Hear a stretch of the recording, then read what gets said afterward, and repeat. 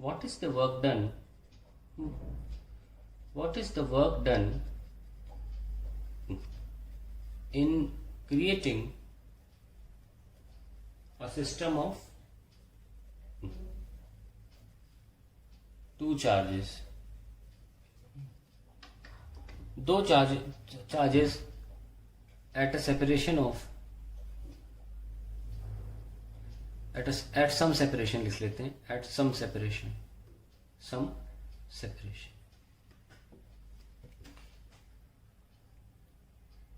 देखते हैं। तो मैं एक रीजन बना लेता हूं, एक्स वाई एक्सिस की रीजन हो जाता है। तो सपोज मैं एक चार्ज लेकर आता हूं इन्फिनिटी से, किसी एक पॉइंट पे रख देता हूं, मैंने यहां रख दिया ये चार्ज, और let that point B R1। तो what is my work done? My work done is 0। First charge को रखने में मेरा वर्क डन 0 है। जानते हैं क्यों? क्योंकि ये चार्ज बिना किसी रेजिस्टेंस के रखा गया है। पहले से यहां पर कोई और चार्ज नहीं था जो इस चार्ज के आने वाले जो एक्ट है उसको अपोज करे। देखिए, फिजिक्स में वर्क तभी माना जाता है जब वो किसी चीज के खिलाफ किया जाए, जब आपको एनर्जी खर्च करनी पड़े। यहां कोई एनर्जी खर्च नहीं करनी पड़ी, और इसीलिए यहां वर्क डन 0 हो गया, है ना। ये तो Q1 है, तो पहले चार्ज को रखने के लिए वर्क डन जो है वो 0। अब आप क्या करेंगे? आपको सिस्टम ऑफ टू चार्जेस का क्रिएशन करना है एट सम सेपरेशन। अब क्या किया? Now another charge is brought infinity से, हम दूसरा चार्ज लेकर आए और ने यहाँ Q2 चार्ज यहाँ रख दिया एट सम डिस्टेंस से R2, है ना। तो अब ये चार्ज जो आया ये अब Q1 की मौजूदगी में आया। Now we have to find out कि अब Q2 को लाने में कितना काम लगा, क्योंकि अब ये जो जगह है, अब ये Q1 की इलेक्ट्रिक फील्ड में समा चुकी है। अब यहां चार्ज लाना आसान नहीं होगा, आपको Q1 का रिपल्शन महसूस करना पड़ेगा, ठीक है। सो हम सब जानते हैं कि पोटेंशियल डिफरेंस एक्चुअली था क्या। पोटेंशियल डिफरेंस था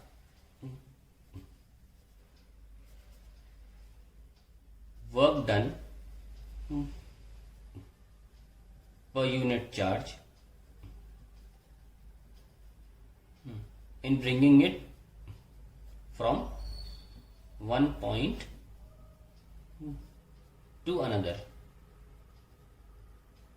है ना, to another in an electric field, अब क्योंकि पहले केस में इलेक्ट्रिक फील्ड थी नहीं, क्योंकि इसके पहले कोई और चार्ज नहीं था, तो वर्क डन 0 था। यानी कि आप समझ में आ गए कितनी है महत्व रखता है ये statement, in an electric field. आगे बढ़ते हैं। सो अगर हम ठीक से देखें पोटेंशियल डिफरेंस, ठीक है, work done in bringing it from one point two another. तो पोटेंशियल डिफरेंस हमेशा जब भी आप काम कर रहे हैं फाइनल माइनस इनिशियल होता है, यानी कि R2 पोजीशन VR2 और माइनस V इंफिनिटी, ये तो लिखा जाएगा is work done per unit charge. Q1 को लाने में जो Q2 लाने में काम लगा वर्क W, 1 यूनिट में लगा W बाई Q2। तो पोटेंशियल डिफरेंस हमेशा 1 यूनिट के लिए डिफाइंड है। तो अब आप VR2 की बात करें, इन एन इलेक्ट्रिक फील्ड बोला है, किसकी इलेक्ट्रिक फील्ड? जिसको ला रहे हो उसी की इलेक्ट्रिक फील्ड, कि जिसको ला रहे हो वो जिस चार्ज की एम्बियंस में एंटर कर रहा है उसकी इलेक्ट्रिक फील्ड, ऑब्वियसली उसकी इलेक्ट्रिक फील्ड। अगर जिसको ला रहे होते उसकी इलेक्ट्रिक फील्ड हो रही होती तो पहले केस में आंसर 0 नहीं आता, पहले चार्ज था ही नहीं। तो अब जब जिस चार्ज को ला रहे हो वो किसकी इलेक्ट्रिक फील्ड में? Q1, है ना। तो so now we have to write down in terms of Q1 से Q2 की दूरी कितनी है? हाँ, आपको पहले भी बता चुके हैं कि R1 है R2 है, तो आप इसको R12 लिख सकते हैं ना। तो KQ1 बाय R12, और यहां से इंफिनिटी लिखना है तो KQ1 by infinity is W by Q2। So we have come down to the work done in creating a system of two charge जिस वन एनीथिंग बाय इन्फिनिटी तो zero होता है. सो वर्क डन W निकाल लीजिए K multiply K Q1 Q2 upon R12. That is how we come to the derivation of the expression called work done in creating a system of two charge Q1 Q2.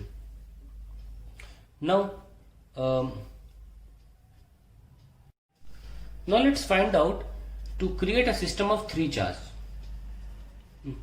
देखिए lengthy lectures हैं इन चीजों को समझने के लिए, लेकिन concept को build करते हैं. System of three charges. तो देखिए अब हम पिछला किया हुआ काम जो है उसकी सहायता लेंगे. पहले चार्ज को रखने में W1 को रखने में काम लगा 0 किसी पोजीशन R1 पे. फिर दूसरा चार्ज जो है वो अब Q1 के रहते आया लिया गया है. तो अब 1-2 सिस्टम बनाने में हमने साबित किया कि K Q1 Q2 by R12 हमारा वर्क डन होगा. ठीक है, इसको बोलेंगे Q2.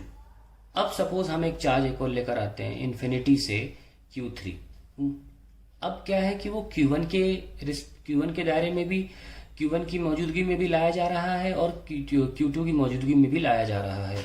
क्यों ना हम Q2 Q3 को लिख दें R23 और Q1 Q3 को लिख दें R13. तो अगर हम सबसे पहले अलग अलग निकालें, सपोज 1-3 उसको तवज्जो दे देते हैं, वो पहले आया था बेचारा. तो क्या होगा, वर्क डन क्या होता है हमेशा, जो चार्ज लाया जा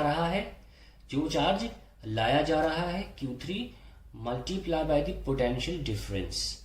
कौन सा, हमेशा फाइनल माइनस इनिशियल, क्योंकि आप काम कर रहे हैं. जब भी एक्सटर्नल सोर्स काम करता है हमेशा फाइनल माइनस इनिशियल. और ये पोटेंशियल किसकी होती है, जिस चार्ज की मौजूदगी में लाया जा रहा है. अब समझ में आ रहा होगा आपको चीज धीरे धीरे. तो फाइनली चार्ज तो पहले ही वाला लिया जाएगा Q1 और फाइनल पोजीशन क्या थी, ये वाली R3. इसको लिखना है R3. तो ये डिस्टेंस कितना R13 हो गया. R13 माइनस इनिशियल कहाँ था, इन्फिनिटी पे, K Q1 बाय इन्फिनिटी. ये सारी चीजें हमेशा इन्फिनिटी से चालू होती हैं भाई. तो क्या आया, K Q1 Q3 upon R13. अब ये हमारा काम तो खत्म हो गया Q1 को लेके. अब बारी आती है 2 को लेकर. तो 2-3 निकाल लेते हैं. इसमें किस चार्ज को ला रहे हो, थर्ड चार्ज को ला रहे हो. किस चार्ज की मौजूदगी में, Q2. तो हम लिखेंगे V final minus V initial. This is for Q2 and then we can write K Q2. Yes और नो, क्योंकि बात Q2 की हो रही है. फाइनली क्या पोजीशन, क्या डिस्टेंस है Q2 Q3 में, R23 minus K Q2 divided by infinity. So क्या आया, K Q2 Q3 upon R23.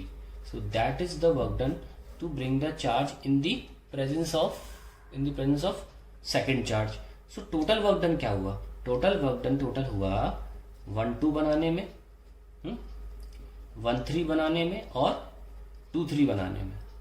ऐसा नो. तो कितना आया ये, K Q1 Q2 by R12 plus K Q1 Q3 by R13 plus K Q2 Q3 upon R23. अब आपके पास बहुत सिंपल तरीका है निकालने का. Work done for n number of charges आप बहुत आसानी से निकाल सकते हैं. आप क्या करते हैं, आपके पास 3 चार्जेस थे यहाँ पे, आपने हमेशा 3 में से 2 को ही लिया.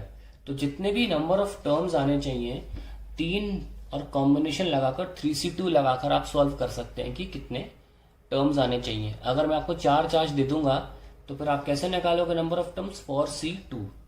ठीक है, और आपका आंसर आ जाएगा. और 4 चार्जेस तक के लिए क्वेश्चन बोर्ड एग्जाम में आया है. तो अगर आपको पहले से पता हो कि 6 टर्म है तो आप कॉम्बिनेशन बनाने में गलती नहीं करोगे. ठीक है, तो जितने भी चार्जेस दिए रहते हैं आपको अगर वर्क डन निकालना है तो you should already know the number of terms. हालांकि 6 टर्म्स अपने आप में काफी होते हैं, 5 चार्जेस के बारे में कोई नहीं पूछेगा. 6 टर्म्स काफी है तो 4 चार्जेस के बारे में पूछा जा सकता है. तो ये ऐसा हमने आपके सामने सिस्टम क्रिएट किया 2 चार्जेस का, 3 चार्जेस का, और work done in creating a setup of 2 and 3 charges आपको बताया.